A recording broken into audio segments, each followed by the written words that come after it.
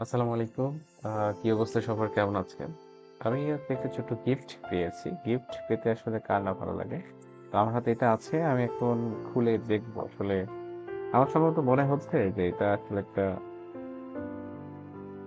ছোট ফ্লাক্স এর মতো। দেখি আসলে কি আছে।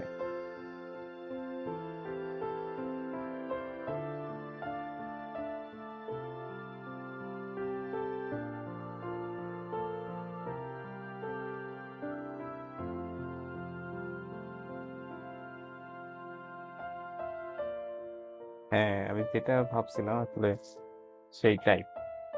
ফ্লাক্স এর মতো এটা এবং এটা আসলে খুবই দামি একটা জিনিস।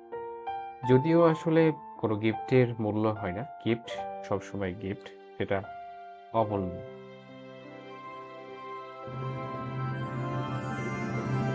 আসলে কৃতজ্ঞতা প্রকাশ করা ছাড়া আর কিছু নেই। ধন্যবাদ। আ এর সাথে একটা চিত্র তো আছে মনে হচ্ছে নাকি এটা?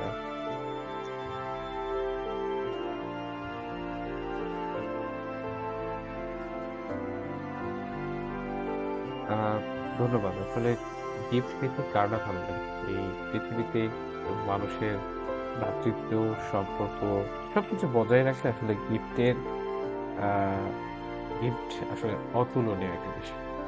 এবং মানুষের মন ভালো করার জন্যও আসলে গিফটের যে অবদান বা গিফটের যে গিফট দেওয়ার যে প্রচলন সেটা আসলে খুবই ভালো একটা বিষয়। তবে আ গিফটটা আসলে আমাদের আ জীবনের যেন একটা অন্তর্গত অংশ হয়ে যায়। কারোর মন খারাপ আছে, আপনি তাকে একটা কোনো কিছু গিফট করলেন, তখন থেকে দেখবেন তার মন আসলে অটোমেটিক ভালো হয়ে গিয়েছে। মানুষ মাত্রই সম্ভবত আ সারপ্রাইজ হতে ভালোবাসে।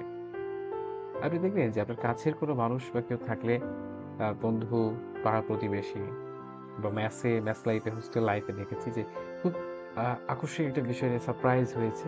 তো আসলে এতটা আনন্দিত হয়েছি তা আসলে বলে বোঝানোর মতো নয়। গিফট পেয়েছি। ধন্যবাদ অনেক। তো যিনি গিফট দিয়েছে আ তার প্রতি কৃতজ্ঞ। তাকে যেন আল্লাহ তাআলা সুস্থ সবল রাখে। এই তো।